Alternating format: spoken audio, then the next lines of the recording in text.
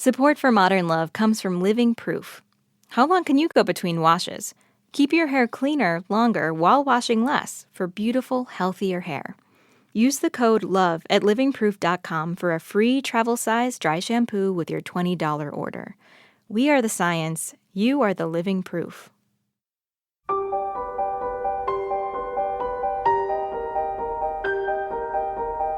From the New York Times and WBUR Boston, this is Modern Love. Stories of love, loss, and redemption. I'm your host, Meghna Chakrabarty.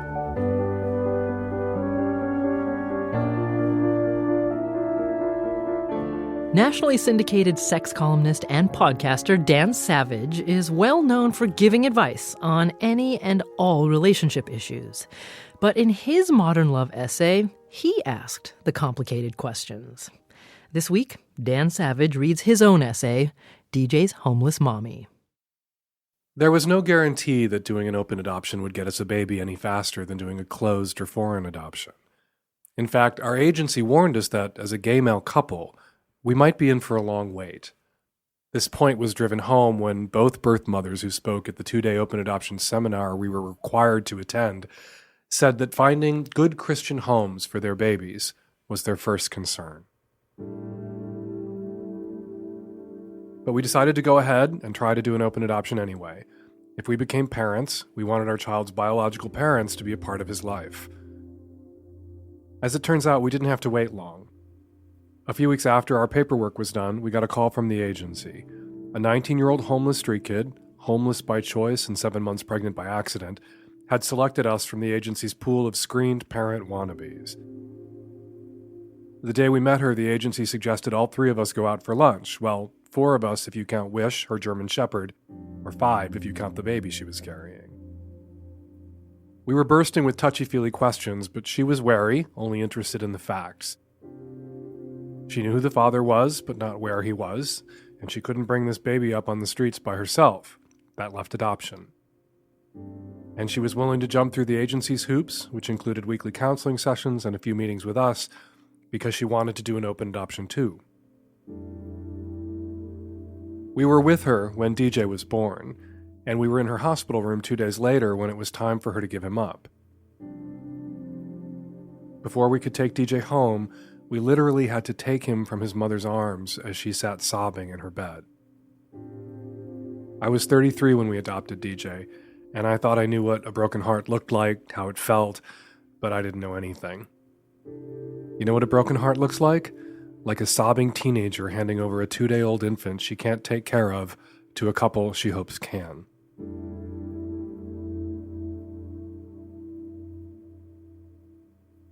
Ask a couple hoping to adopt what they want most in the world, and they'll tell you there's only one thing on earth they want, a healthy baby. But many couples want something more. They want their child's biological parents to disappear, so there will never be any question about who their child's real parents are. The biological parents showing up on their doorstep, lawyers in tow, demanding their kid back, is the nightmare of all adoptive parents, endlessly discussed in adoption chat rooms and during adoption seminars. But it seemed to us that all adopted kids eventually want to know why they were adopted, and sooner or later they start asking questions. Didn't they love me? Why did they throw me away? In the cases of closed adoptions, there's not a lot the adoptive parents can say. Fact is, they don't know the answers. We did. Like most homeless street kids, our son's mother works a national circuit. Portland or Seattle in the summer, Denver, Minneapolis, Chicago, and New York in the late summer and early fall, Phoenix, Las Vegas, or Los Angeles in the winter and spring. Then she hitchhikes or rides the rails back up to Portland, where she's from, and starts all over again. For the first few years after we adopted DJ, his mother made a point of coming up to Seattle during the summer so we could all get together. When she wasn't in Seattle, she kept in touch by phone. Her calls were usually short. She would ask how we were, we'd ask her the same, then we'd put DJ on the phone. She didn't gush, he didn't know what to say, but it was important to DJ that his mother called. When DJ was 3, his mother stopped calling regularly and visiting. When she did call, it was usually with disturbing news. One time a new boyfriend died of alcohol poisoning. They were sleeping on a sidewalk in New Orleans, and when she woke up, he was dead. Another time she called after her ex-boyfriend started using heroin again. Soon the calls stopped, and we began to worry about whether she was alive or dead. After 6 months with no contact, I started calling hospitals, then morgues. When DJ's 4th birthday came and went without a call, I was convinced that something had happened to her on the road or in a train yard somewhere. She had to be dead. I was tearing down the wallpaper in an extra bedroom one night shortly after DJ turned 4. His best friend, a boy named Haven, had spent the night, and after Haven's mother picked him up, DJ dragged a chair into the room and watched as I pulled wallpaper down in strips. "Haven has a mommy," he suddenly said, "and I have a mommy." "That's right," I responded. He went on, "I came out of my mommy's tummy. I play with my mommy in the park." Then he looked at me and asked, "When will I see my mommy again?" "This summer," I said, hoping it wasn't a lie. It was April, and we hadn't heard from DJ's mother since last September. "We'll see her in the park, just like last summer." We didn't see her in the summer, or in the fall or spring. I wasn't sure what to tell DJ. We knew that she hadn't thrown him away and that she loved him. We also knew that she wasn't calling and could be dead. I was convinced she was dead. But dead or alive, we weren't sure how to handle the issue with DJ, which 2x4 to hit him with. That his mother was in all likelihood dead, or that she was out there somewhere but didn't care enough to come by or call. And soon he would be asking more complicated questions. What if he wanted to know why his mother didn't love him enough to take care of herself, so she could live long enough to be there for him, so she could tell him herself how much she loved him when he was old enough to remember her and to know what love means? My partner and I discussed these issues late at night when DJ was in bed, thankful for each day that passed without having the issue of his missing mother come up. We knew we wouldn't be able to avoid or finesse it after another summer arrived in Seattle. As the weeks ticked away, we admitted that those closed adoptions we'd frowned upon were starting to look pretty good. Instead of being a mystery, his mother was a mass of distressing specifics. And instead of dealing with his birth parents' specifics at, say, 18 or 21, as many adopted children do, he would have to deal with them at age 4 or 5. He was already beginning to deal with them. The last time she visited, when DJ was 3, he wanted to know why his mother smelled so terrible. We were taken aback and answered without thinking it through. We explained that since she doesn't have a home, she isn't able to bathe often or wash her clothes. We realized we screwed up even before DJ started to freak. What could be more terrifying to a child than the idea of not having a home? Telling him that his mother chose to live on the streets, that for her the streets were a home, didn't cut it. For months, DJ insisted that his mother was just going to have to come live with us. We had a bathroom, we had a washing machine. She could sleep in the guest bedroom. When Grandma came to visit, she could sleep in his bed, and he would sleep on the floor. We did hear from DJ's mother again, 14 months after she disappeared, when she called from Portland. She wasn't dead. She'd lost track of time and didn't make it up to Seattle before it got too cold and wet, and whenever she thought about calling, it was too late or she was too drunk. When she told me she'd reached the point where she got sick when she didn't drink, I gently suggested that maybe it was time to get off the streets, stop drinking and using drugs, and to think about her future. I could hear her rolling her eyes. She'd chosen us over all the straight couples, she said, because we didn't look old enough to be her parents, and she didn't want us to start acting like her parents now. She would get off the streets when she was ready. She wasn't angry and she didn't raise her voice. She just wanted to make sure we understood each other. DJ was happy to hear from his mother, and the 14 months without a call or a visit were forgotten. We went down to Portland to see her. She apologized to DJ in person. We took some pictures, and she promised not to disappear again.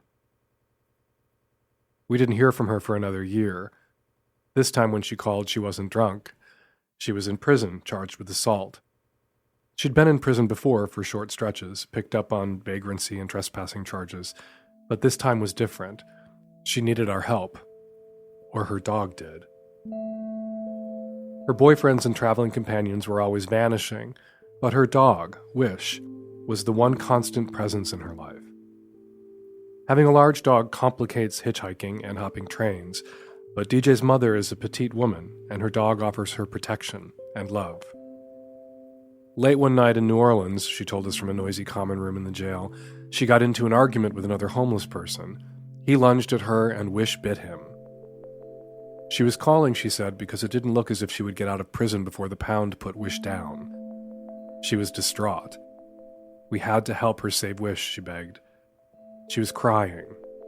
The first time I'd heard her cry since that day in the hospital 6 years before. "5 weeks and $1,600 later, we had managed not only to save Wish, but also to get DJ's mother out and the charges dropped. When we talked on the phone, I urged her to move on to someplace else.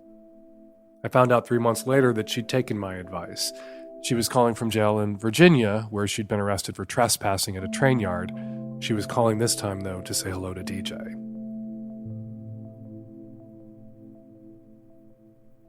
I've heard some people say that choosing to live on the streets is a kind of slow-motion suicide. Having known DJ's mother for 7 years now, I'd say that's accurate. Everything she does seems to court danger. I've lost track of the number of her friends and boyfriends who've died of overdoses, alcohol poisoning, and hypothermia. As DJ gets older, he's getting a more accurate picture of his mother, but so far it doesn't seem to be an issue for him. He loves her. A photo of a family reunion we attended isn't complete, he insisted, because his mother wasn't in it. He wants to see her even if she smells, he says. We're looking forward to seeing her too, but I'm tired. Now for the may God rip off my fingers before I type this part of the essay. I'm starting to get anxious for this slow-mo suicide to end, whatever that end looks like. I'd prefer that it end with DJ's mother off the streets and in an apartment somewhere, putting her life together. But as she gets older, that resolution is getting harder to picture. A lot of people who self-destruct don't think twice about destroying their children in the process. Maybe DJ's mother knew she was going to self-destruct and wanted to make sure her child wouldn't get hurt. So she left him somewhere safe, with parents she chose for him, even though it broke her heart to give him away, because she knew that if he were close, she would hurt him too. Sometimes I wonder if this answer will be good enough for DJ when he asks why his mother couldn't hold it together just enough to stay in the world for him. I kind of doubt it.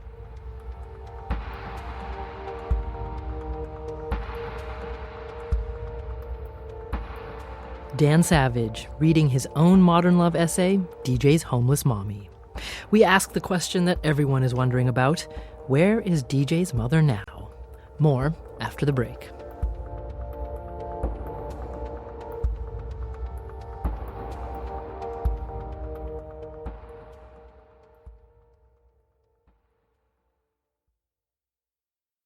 Living Proof products save time. Just ask Tyler from New York. I have probably been able to save about 30 minutes per day when I use it. I usually shower every morning. My hair gets greasy very quickly. So if I shower one morning and not the next, I cannot go to work like that. So it allows me to sleep in an extra 30 minutes. I just get up, put the dry shampoo in my hair, and off I go, which is amazing. Use the code LOVE at livingproof.com for a free travel-size dry shampoo with your $20 order. I'm Steve Allman. I'm Cheryl Strayed, and we're the co-hosts of Dear Sugar Radio, a podcast from WBUR for the lost, lonely, and heartsick. We take your questions, no matter how deep and dark, and offer radically empathic advice. Subscribe to Dear Sugar Radio on iTunes or your favorite podcast app.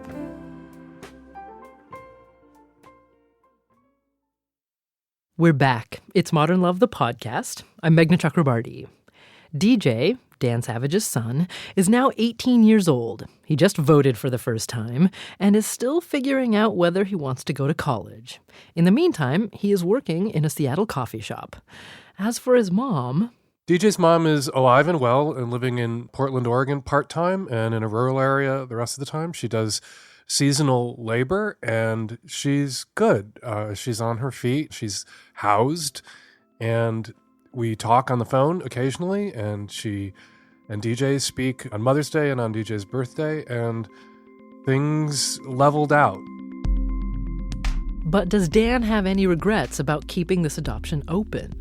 There were certainly issues we had to confront earlier in his life than perhaps parents in a closed adoption might have had to confront those same issues. But DJ is happy to know his mom, and we are happy to know her and happy to have her be in our lives in the small way that she is. And he, I think, benefits from there not being any mysteries and not being any unanswered questions out there, even if it was difficult to answer some of his questions early on when he didn't quite understand the full ramifications of choices that his mom had made. So would Dan recommend open adoption to future parents?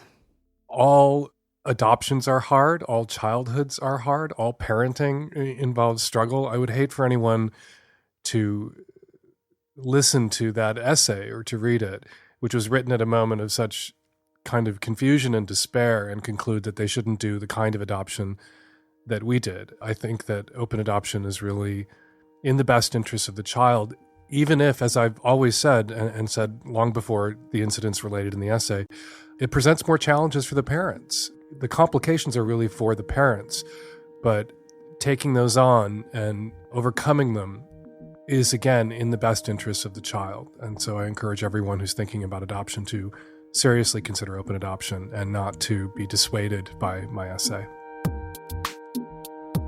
Dan Savage on his essay, DJ's Homeless Mommy. Dan is an author, nationally syndicated sex advice columnist, and activist. He created the It Gets Better Project, a campaign to prevent suicide among LGBT youth, with his husband Terry Miller in 2010. You can hear him each week on his own call-in advice podcast, the Savage Lovecast. Listen on iTunes or at savagelovecast.com. In 30 seconds, we'll hear from the other Dan, Daniel Jones, editor of Modern Love for the New York Times. Don't go anywhere.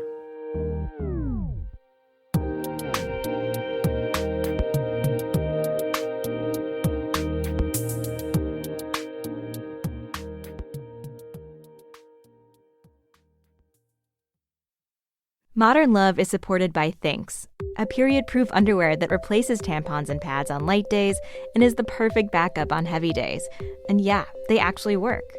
Reusable, they're designed to absorb the equivalent of 2 tampons. They've got built-in technology that wicks moisture, fights bacteria, and keeps you comfortable all day long. What's crazy is that they're super thin and feel like a regular pair of underwear. Curious? We know you are. So go to SheThinx.com. That's SheThinx.com and get $5 off with the code MODERN. Welcome back. Daniel Jones is editor of the Modern Love column for the New York Times, and he says this essay opened up an element of Dan Savage's life that might have been relatively unknown. We saw this other side of Dan Savage, who is this truth teller in a different way in public life. And in this essay, Dan is again a truth teller, and the truth is really uncomfortable, as he acknowledges, and he's very forthcoming about saying, I don't know what is the right way to handle this. And the ultimate truth, which comes at the end, is I just need this to end in some way. And wow, what a statement. It's just such a powerful statement of frustration. And how do we deal with this love for this boy and what all these truths might mean to him someday? Dan Jones, editor of Modern Love for the New York Times. Now, we've featured several stories about adoption on the podcast, each one told from a different perspective, like this one, read by actor Gabby Hoffman. That first night in the birth suite, when the birth mother had been moved to a postpartum room to give us all privacy, I stared at this miraculous little girl. My partner was dozing on the couch and heard me start to cry. I can't undo this, I said. If the social worker comes to take this baby away, we will have to burn our lives down. Yes, she said, we will.